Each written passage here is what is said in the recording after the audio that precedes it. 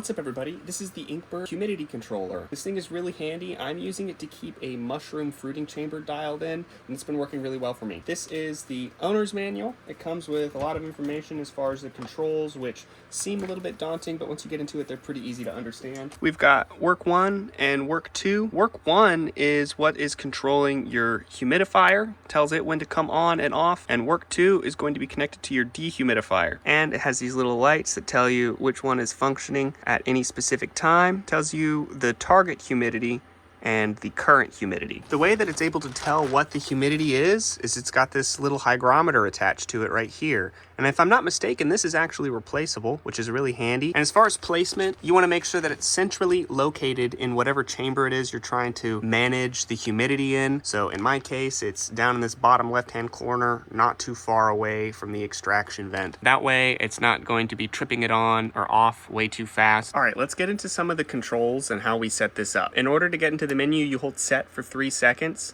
And then it's got a couple of letters up here. So this first one is HS. That's your humidity set point. In my case, I have it 91%. You can actually adjust this all the way from 99% down to 5% humidity. So whatever your target is, you should be able to do something. To navigate to the next screen, you hit set humidification differential value. This tells the humidifier when to come on. So if you have it set to 3 like I do, and your target humidity set is 91 like mine, 91 minus 3 equals 88. So 88 is where the humidifier kicks on. Dehumidifier differential. This tells the dehumidifier when to come on. If you have humidity set to 91 like mine and dehumidification differential set to 4 like mine, then 91 plus 4 equals 95. So the dehumidifier will come on at 95% in this case. This one's pretty self-explanatory. Alarm high.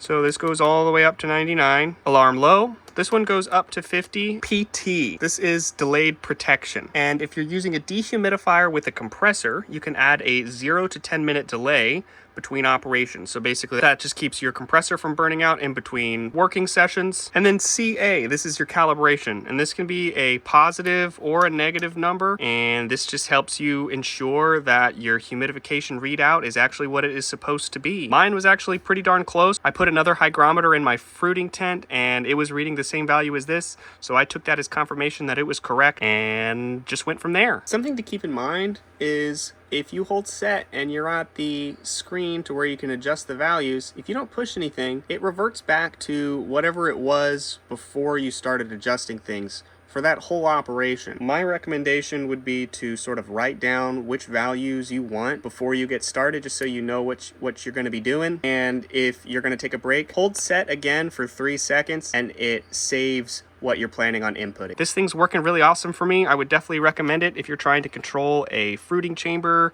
a drying room, or something like that. It's really a handy little piece of equipment.